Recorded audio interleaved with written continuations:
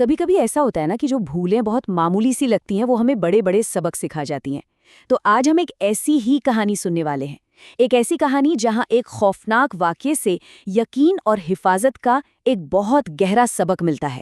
کہانی کی شروعات تو ہوتی ہے بہت ہی سکون اور نیکی بھرے ماحول میں، لیکن ہم دیکھیں گے کہ کیسے بس ایک چھوٹی سی انجانے میں ہوئی بھول ایک اندھیرے سائے کو اپنی طرف کھینچ لیتی ہے۔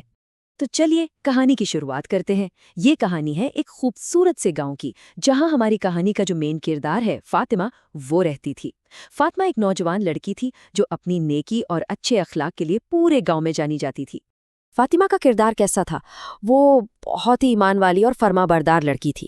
مطلب ہمیشہ نماز پڑھنا، باقاعدگی سے قرآن کی تلاوت کرنا اور اپنی امی کے کاموں میں ان کی مدد کرنا، یہ سب اس کی عادت میں شمار تھا۔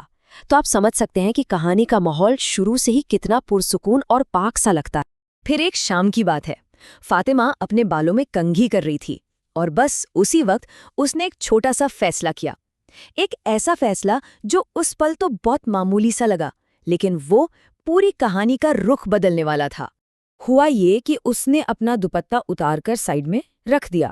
اب ارادہ تو یہی تھا کہ بھئی تھوڑی دیر میں واپس پہن لے گی، لیکن وہ اپنے کام میں مطلب کنگھی کرنے میں اتنی کھو گئی کہ اسے یاد ہی نہیں رہا۔ اور بس بھول کا یہی ایک چھوٹا سا لمحہ کہانی کے پورے پرسکون ماحول کو ایک دم سے خوف میں بدل دیتا ہے۔ اب وہ جو سکون تھا اس کی جگہ ایک انجانا سا ڈر لینے والا تھا۔ اچانک کیا ہوتا ہے، جو ہلکی ہلکی ہوا چل رہی تھی وہ تیز آندھی میں بدل جاتی ہے، اور دیکھتے ہی دیکھتے پورے کمرے میں اندھیرا چھا جاتا ہے۔ جب وہ آئینے میں دیکھتی ہے تو اسے ایک خوفناک منظر نظر آتا ہے۔ اس کا دل زور زور سے دھڑکنے لگتا ہے۔ اسے محسوس ہوتا ہے کہ ایک کالا سا دھوئیں جیسا سایہ اس کے کھلے بالوں کی طرف بڑھ رہا ہے۔ وہ ڈر سے کانپ رہی تھی، لیکن اس کی نظریں آئینے پر ہی جمی تھیں۔ اس کے ذہن میں بس ایک ہی سوال، ایک گھبراہٹ بھرا سوال گونج رہا تھا، یہ میرے پیچھے کیا ہے؟ اور تبھی اس سائے سے ایک خوفناک سرگوشی سنائی دیتی ہے۔ ایک آواز پوچھتی ہے، دوپٹہ کیوں نہیں پہنا؟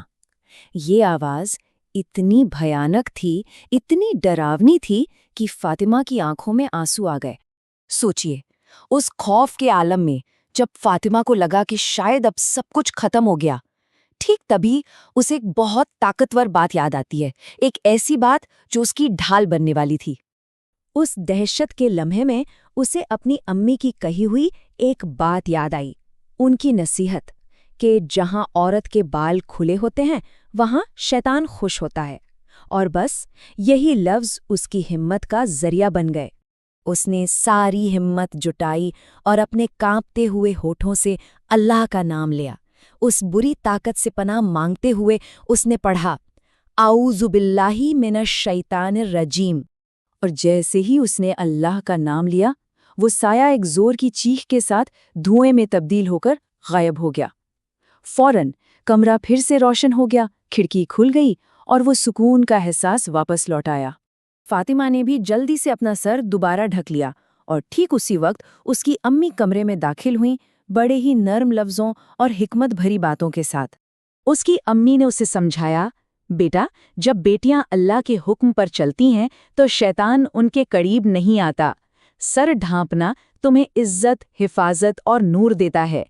ان لفظوں نے سر ڈھکنے کے عمل کو سیدھے سیدھے روحانی حفاظت سے جوڑ دیا۔ تو سوال یہ ہے کہ فاطمہ کے اس خوفناک تجربے کا اصل سبق کیا تھا؟